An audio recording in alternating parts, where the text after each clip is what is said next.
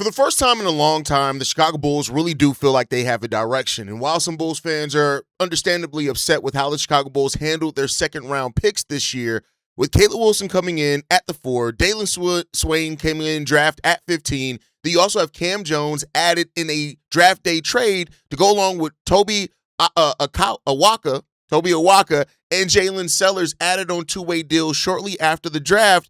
This is not just a veteran patch job anymore for the Chicago Bulls. This has become overnight a long, athletic, defensive, developmental basketball team with, of course, your offensive engines in there as well. The Bulls' big question now is simple. Do the Bulls finally start building the right way? And what still has to happen in free agency for the Chicago Bulls this season? We're going to talk about all those things plus more right after this.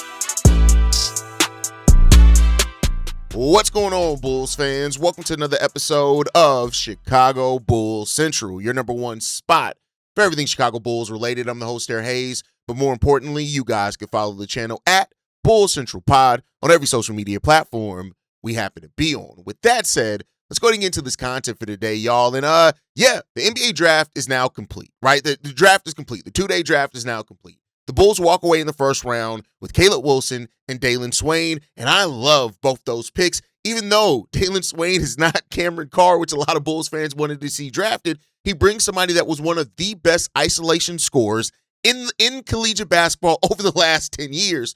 And while he needs to work on his shot for sure, you have added a legit two-way weapon in that. And Caleb Wilson, we already know what he is. So what I want to talk about is, with this, now that the draft is complete, what did it tell us about the Chicago Bulls? One, the direction is now a lot more clear than what it ever was under Arturas Karnisovas. We have become a long, athletic, defensive, developmental team basically overnight, right? When you look at what we already had here with Modest Buzelis, right? Josh Giddey. Now, Josh Giddey, of course, is in the defensive piece, but he's going to be the one to organize your offense. I'll talk a little bit more about that. But you already had Modest here, who, Tiago Splitter already has talked about that he sees him as a two-way player and is going to develop him as such. You already had Noa Essengue here, who's long, athletic, right, and, needs to be developed. And I do think Tiago Splitter is going to evaluate him the best way that he can. Whatever comes out of that is there. Leonard Miller also kind of fits where the Chicago Bulls are already going. So you already had those pieces on the board. You've now added Caleb Wilson to that, who has legit star two-way upside, which you can't deny,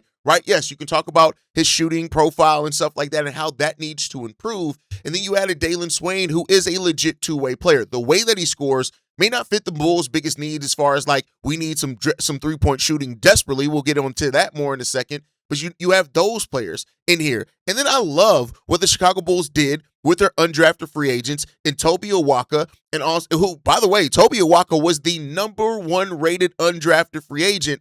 If you're going to take a shot on anybody after trading away your second round picks, I like that as well. And Jalen Sellers, as a scorer and as a shooter, there's so much upside there. But we're going to get into some more details on it. But I think the Bulls are building around size and versatility instead of chasing one-skill players who also heavy isolation. That's one of the things. I just talked about Dailyn Swain as an isolation player, but he's also going mainly scoring out of isolation, but he can do more than just that. When the Bulls had isolation scorers before, it was Zach LaVine and DeMar DeRozan, two of the most straightforward, one-sided players that you're going to find in basketball at that time and still today, right? Shout out to the Kings trying to deal with what we dealt with, right? And so now you have just a more versatile roster. When you look at the Bulls roster over the last 6 years under AK, how many two-way players did we really have? We had Ayo, we had Alex Caruso, Javonte Green, you can count as a two-way player. P. Will was supposed to be that, but never really was. And, of course, Modest came along in that also. I guess we had Derrick Jones Jr., but these were role players that didn't have the highest ceiling. And so it starts with Caleb Wilson and Dailyn Swain, who are going to help set the identity of what the Chicago Bulls team can be, right? Wilson gives the Chicago Bulls a high upside front court piece that can do so much. Yes, he has to work on his three-point shooting to add that spacing, But like I said, there is still going to be some spacing on the court when Caleb Wilson's on the court because teams are going to have to guard him at the three-point line because of his quick first step, his length, and his ability to get to the rim and draw fouls. So Caleb Wilson is bringing that to this team, a player that has the mentality, that has the mindset, that has all of the athleticism. And in the mid-range, he can create in that. Now, the congestion in the half court, we're going to have to work out and see how that looks like. But, he brings that high upside piece, that's true star-level upside to the Chicago Bulls that, people are hoping that Modest has that as well. But this is the clearest cut that we have in that. This is probably the Bulls' best draft pick since Derrick Rose. That's what Caleb Wilson is. And the one with the most upside since Derrick Rose as well. So we got to see how that's going to go. Not all upside ends up turning into actual NBA skills and a skill set, but at least you have that you have the potential in the building now, and it's up for you to trust your development, right? Then you have Dailyn Swain as well, who gives you a big wing/guard, a connector. He can defend, he can slash, he can put pressure downhill while also being a defensive player that can guard 1 through 4. Dailyn Swain is going to be one of the best defenders on the Chicago Bulls the day when he steps on the court. Now, whether that leads him to starting or not, I think right now you still project him as a starter. The only 2 guards we have on the roster are Isaac Okoro and Dailyn Swain, who both have their own shooting limitations. But I tell you what, I'd rather invest those minutes in Dailyn Swain right now than what I would Isaac Okoro.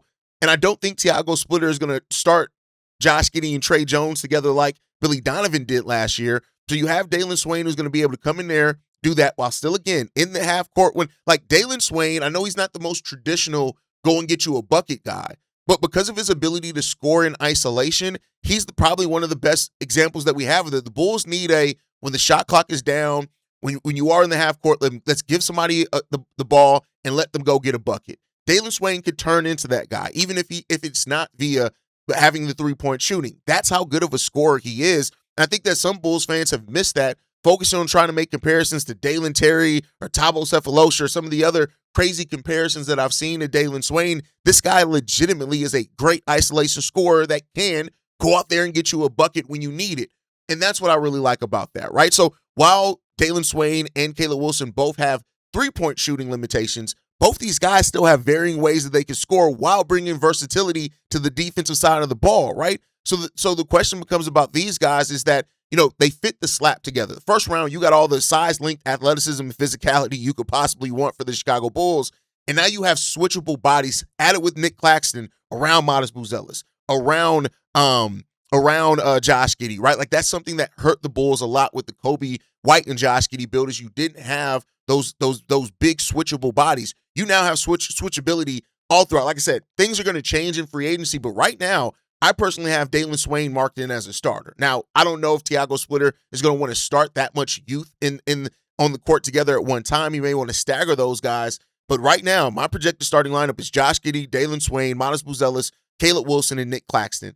What we lack in three-point shooting, we add in physicality, we add in switchability, we add in, much higher defensive floor, and the transition game for the Bulls is going to be nasty. And why the transition game makes a little bit more sense is that transition is bad when you aren't able to switch and have great point-of-attack defense. The Bulls are going to have really good point-of-attack defense now, and so because of that, we can get out in transition a little bit more naturally while these guys are working on their shooting, but we'll get more on that in a second, right? So Dailyn Swain and Caleb Wilson help set the identity of this team, and so now you have more switchable bodies, which is really good. I didn't even mention Leonard Miller in that as well, who also in Noa Essengue could be switchable bodies in that too, right? So now you got to look at what the Bulls are building. The young core is starting to take shape. At your guard position, you got Josh Giddey, right? Some people are still going to say that Rob Dillingham can develop.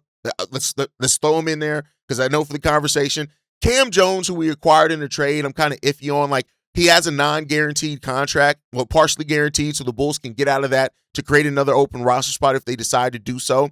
So we'll see there. Then at your forwards, you have Dailyn Swain, Modest Buzelis, Noa Essengue, Leonard Miller. I love all four of those because they all bring varying degrees of skill set and stuff like that. Isaac Okoro, I'm looking at as more of a shooting guard now on this roster than a forward. And Patrick Williams, say what you will about Patrick Williams, right? So Dailyn Swain, Modest Buzelis, Noa Essengue, Leonard Miller, Caleb Wilson. I even left off Caleb Wilson there, right? And so you have that ability. And you also have Jalen Smith there who can play the 4 and the 5. Then you have Nic Claxton now at the center. Now we're going to have to find up a backup center, but we'll get into that in a second. So while not perfect, the Bulls are finally coherent. That's the thing. They are finally now a coherent basketball team. You have Josh Giddey who's organizing. You have Dailyn Swain that can put pressure on the half court. You got Nic Claxton as the anchor. And then you got Buzelis and Caleb Wilson as do-it-all forwards that hopefully are going to be two-way forwards for this team, and we'll see what's going to happen. But then you also have the second round, right? And what the Bulls did here in the second round of this draft. Now, again, I know this is controversial, and everybody has the right to their feelings on what the Bulls did in the second round, but I tell you this, trading the second rounders did a couple of things. All the best second rounders except for Henry Vassar were off the board. Now, some people could say, take a shot at Henry Vassar. I even said that, and I'm not the highest guy on Henry Vassar. He gives me Nikola Vucevic vibes, but I would have taken a shot on Henry Vassar at number 38 personally. But in trading the second rounders, you got a future swap for that, so it's not like you just didn't get a second round pick. The cash considerations is a concern there as well, but you did avoid overcrowding the roster with all rookies that you may feel like you have to give minutes right away, right? And so now I think that more can be developed with Kam Jones. Potentially he's in his second year. He struggled as a rookie, 29% from three, but we saw in college he shot better than that, so maybe there. And then it preserved your flexibility. Now you have more flexibility with your second-round picks going forward. But that's where the two-way signings come in. The Bulls added the number 1 ranked undrafted free agent in Toby Awaka. And when you look at this guy, right, a young developmental front court piece, one of the better permanent rebounders in college basketball, a tough son of a bitch, right, on a two-way deal that gives you flexibility without having to lock up a main roster spot, right, which is, you could have did that with the second-round picks anyway, but that's what he brings. He fits the toughness and rebounding need that the Chicago Bulls need immediately. 6'8", real strength, the wingspan that he has, the strong rebounder, the finisher that he could become. This is a guy he's just as worth investing in his development as anybody we could have got in the second round. And then you have the number 34 ranked UDFA and Jalen Sellers, and I know I dropped the video on him yesterday. When you talk about the scoring and shooting profile that he has, he is absolutely worth the investment in. Now, I don't know if he ever turns into more than a bench shooter, but that's the point. This is where you want to take shots at young players with upside. You want to take those shots to see if they can turn into anything else, because Jalen Sellers, somebody who was a career 40% three-point shooter at the collegiate level that averaged 13.5 points on 39% shooting, 46% from the field, and also chipped in 3 rebounds and assists, a steal per game as well, and doesn't turn the ball over. He brings all. Now, one of my favorite guys was Keyshawn Hall, who also was an undrafted free agent, but Jalen Sellers has a very similar shooting profile, and if you watch this guy, I may even be underselling his activity on the defensive side. He's not a good on-ball defender, but he is an active defender that also can help the Bulls get out in transition. I think that really makes sense for this team and where they are. So, listen, I get it. The second round did feel a little too passive, and I'm not going to act like it did not. Trading 38 and after selecting Braden Smith and to avoid adding a fourth rookie to this team seems like, I don't know. Well, again, you could have took a shot on a player that could turn into something for you, but then again, if you're not high on him, you're not high on him.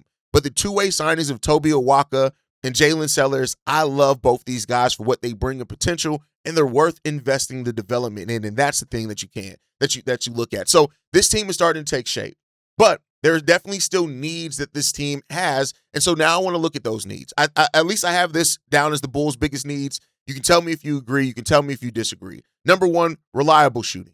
This is the biggest need for the Chicago Bulls right now by far, along with size, and we'll talk about that. But the Bulls have no real consistent, reliable shooter. Josh Giddey grew as a shooter last year, right? Nic Claxton's not a shooter.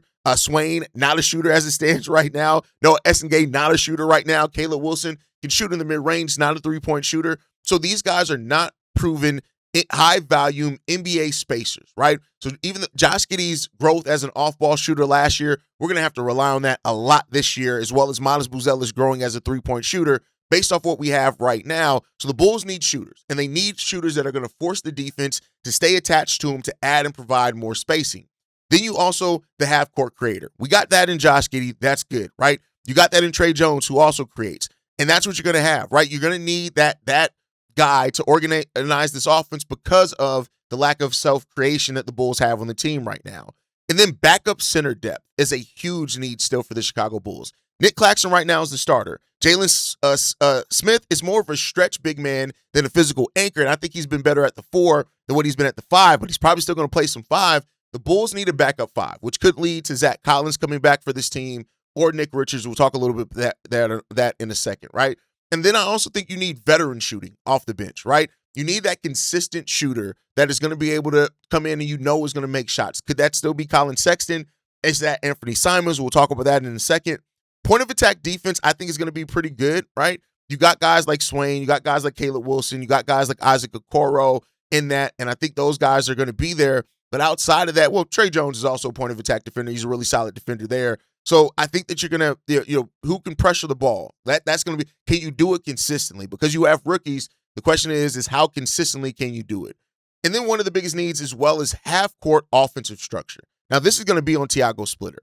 He's going to have to, his system relies on players who can make quick reads, right? Portland under Splitter was strong on the offensive rebounding side of the ball and defensive turnover creation. That's how they got into the half court, right? The Bulls I think they're going to be able to thrive in those areas, but they still need shooting and decision-making to avoid ugly half-court offense. They got the decision-making in Josh Giddey and Tre Jones. Giddey getting those turnovers a little bit lower is going to be hugely important for him in this season. But once the defense packs in, how we create in the half court is going to be really interesting to see. And right now, I don't know how consistently we're going to have that on the Chicago Bulls team, but we're going to have some of it. But I just don't know how consistent it's going to be because, again, it's harder to bet on rookies. That's where Manas Buzelis has also struggled out, but that's because we didn't go in the mid-range at all. We're going to go to that a little bit more under Tiago Splitter. And then I think you also this roster is so young, you do need veterans. I talked about it before. This is an episode I did probably about a month and a half ago. Typically, young teams that are as young as the Chicago Bulls, you want about 60 to 62% of your minutes to go to your players 24 and younger, right? So that means that about 30% of your minutes need to go to older players. That equates to about 100 minutes that need to go to veteran players, right? So Tre Jones, he's going to get 20 to 25. You got Dailyn Smith, who's going to get probably 20 to 25. You got Nic Claxton, who's going to get that 20 to 25, right? So that gets you part of the way there. But you need another veteran piece or two veteran pieces coming off the bench to split that other 25 minutes. And so we'll see where the Bulls can find that at. You got 25 to 30 minutes you're going to have to stretch out there between some other veterans. I think it's going to be important that the Bulls fill out that veteran roster as well, and we'll see what happens there. So that leads me to the next thing that I want to talk about is who are the veteran pieces that the Bulls can go out there and get in this offseason. Number one on my list as it stands right now is Quentin Grimes. Well, I just talked about the ability of Dailyn Swain to start at the two. If the Bulls start at the two, I'm cool with them giving all those developmental minutes to those players because it's basically what Tiago Splitter did in Portland. He gave it to the young players, and he basically told them, go out there and figure it out. And if you can't figure it out, all right, a veteran can take your spot, but I want you guys to try to see if you can figure it out. If for some reason that does not happen and they want a veteran guy here, and keep in mind, Quentin Grimes still only 26, 6'4", a little over 210 pounds. He fits that mold of a player that can just fit in what the Bulls need. Somebody who gives a damn on the defensive side of the ball. Somebody who can shoot, right? He's a career 36% three-point shooter, even though he only shot 33% last year, but he's coming off seasons before that, 39%, 37%, 38% from three, taking at minimum 4.5 threes. But one of those seasons, the season he shot 37%, he was taking almost 8 3-pointers per game. The Bulls can use that here, right? So I think you're looking at that. If he can do that, he can work out for the Chicago Bulls. Averaged 13 points per game last season. He did so on only 10 shots. That's what I like, is that he doesn't need the ball a lot to be effective. Quentin Grimes is somebody that I would absolutely focus on if I'm the Chicago Bulls to try to, like, that free agency starts, I'm calling Quentin Grimes first. Now, there are some other veterans as well that can help the Chicago Bulls. Luke Kennard, right? And I know not everybody's a big fan of Luke Kennard, but I do think that when you look at just pure shooting, I talked about we need bench shooting. Luke Kennard can end up being that for the Chicago Bulls team, right? Think about like CJ Watson for the old school Bulls fans. Like, I'm not saying come in here and promise him 15 minutes or anything like that, but come in here and say, hey, listen, we need some shooting, and we've seen that you are a guy that can provide some of that. He's 29 years old. He's a career 44% three-point shooter, taking 4.5 three-pointers per game for his career. And while he's never, a couple of times he's averaged over double figures, this is a guy that just comes in there, you can shoot, he understands how to pick up a system, and again, not perfect. And I'm not saying any of these guys are perfect acquisitions for the Bulls that solve everything, but he is somebody that can bring in something. DeAnthony Melton is another guy that I take a look at, right? He gives you point of attack defense when he's healthy, secondary playmaking, enough shooting, right, to where he can fit next to Josh Giddey if you just need a veteran starter. Think about it this way. Like we may need our Keith Bogans on this team. Somebody that can start as a veteran, but then Dailyn Swain gets the majority of those minutes at the two. Like that's what D'Anthony Melton and Luke Kennard at least would be. Quentin Grimes is somebody I would trust starting from day one. Keon Ellis, another low-cost defensive guard who's not a creator, but I do think he defends and he makes enough threes to help this team try to do. He's useful if the Bulls want role player clarity. That's what Keon Ellis can add to this team. So those are the guards that I look at. Also, Bruce Brown, right? I wouldn't mind taking a look at Bruce Brown because, again, he's a guy that's a connector. He's a wing. He defends. He cuts. He can handle the ball some. He does fit Tiago Splitter's style as well. And again, not somebody that really changes a lot for the Bulls, but again, just a veteran presence that can play. And then as far as the bigs or forwards, I take a shot at Robert Williams, right? If the medicals check out, I think that it gives the Bulls a solid backup big. I would still probably keep Zach Collins around so that way you have three legit centers that can play. And with Robert Williams and Zach Collins having the injury history that you do, hopefully those guys can trade off when they're actually injured, right? But I do think that he's like a cheaper Mitchell Robinson. And now that the Bulls have acquired Nic Claxton, I think that going after a cheaper guy that kind of fits stylistically with that would make some sense for the Bulls. So Robert Williams III is definitely somebody that I would look at if I'm the Chicago Bulls to kind of fill in that veteran presence that's needed there. And then also Precious Achiuwa.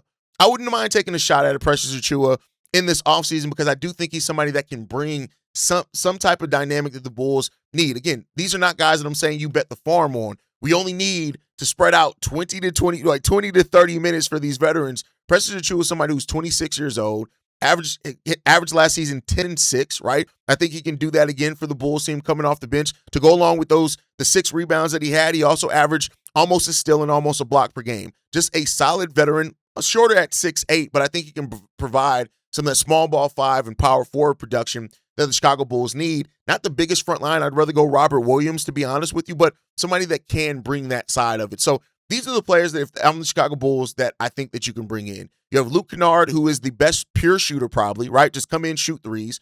Quentin Grimes, who fits the age skill set, would be a little bit more expensive, but he brings shooting and defense. D'Anthony Melton with point of attack defense and enough shooting, right? Keon Ellis, defensive guard that can come in there and be point of attack for you. Robert Williams, a guy that if the medicals clear out, you already know he can protect the rim, he can rim run, he can do those type of things for you. I wouldn't be mad at him. And then Bruce Brown and Precious Achiuwa a physical backup big, and then Bruce Brown, a veteran who's been on the championship team that can come in and fill a role for you off the bench. So I'm not mad at that at all. I think that would be a solid set of veterans to bring to this team. I think that's a really solid plan, right? So I think at this point now, the Bulls, what they need to avoid in this, right? If you're looking at it, the internal free agent decisions that they need to make. Anthony Simons, does he want to come back? Does he want to come back on a good deal because he can bring some of the shooting? Doesn't really fit defensively. Colin Sexton, I like the bench scoring and rim protection, but only if he's not overpaid. Nick Richards could be useful as a cheap backup center if you spend money elsewhere. If you go after Quentin Grimes, who's probably going to take the majority of your cap space, probably the full mid-level exception type money at $15 million, and then you could have Nick Richards as a cheaper backup there. Gershon Yabusele, I don't know if he fits really anymore for this Bulls team. And then Zach Collins, the market's probably going to be soft for him, and I think the Bulls can probably get a pretty decent deal for him, right? I think you want to avoid long, expensive deals for non-shooting bigs, aging scores, and any guards that can block the development of players that you have there, right? You don't want long, expensive deals. You want to avoid that. So I think that that's the best path forward for the Bulls. You got Nic Claxton as your starting center. You're developing Wilson. You're developing Dailyn Swain. You're developing Manas Buzelis and, Noa Essengue, Leonard Miller. You still need to add 2 legitimate scorers if you can, a backup center, and a defensive guard. And, that's kind of the combination of stuff that you need. Do not spend max money unless it's a player that clearly becomes part of your long-term plan like a Peyton Watson. But I think the Bulls have kind of priced themselves out on that. So now, with the Bulls having a real identity, this roster is still incomplete.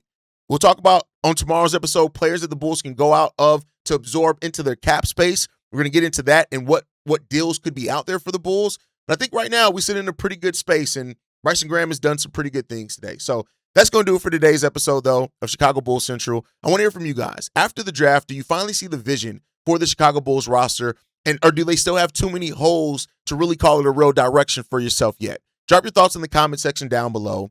Hit that like button. Subscribe to the channel as well. Hit that notification bell so you never miss an episode or a live stream. You can follow us at Bulls Central Pod. on every social media platform. You send us any feedback, questions, comments, concerns, bullcentralpod@gmail.com. And lastly, if you want to leave a text message and our voicemail for the mailbag, the number to do so, 773-270-2799. We are the #1 spot for everything Chicago Bulls related, but that is thanks to you, lovely and beautiful people. And like I like to end every episode on, go Bulls. Love you guys. See you right if you can, y'all. Peace. This has been a presentation of Breaks.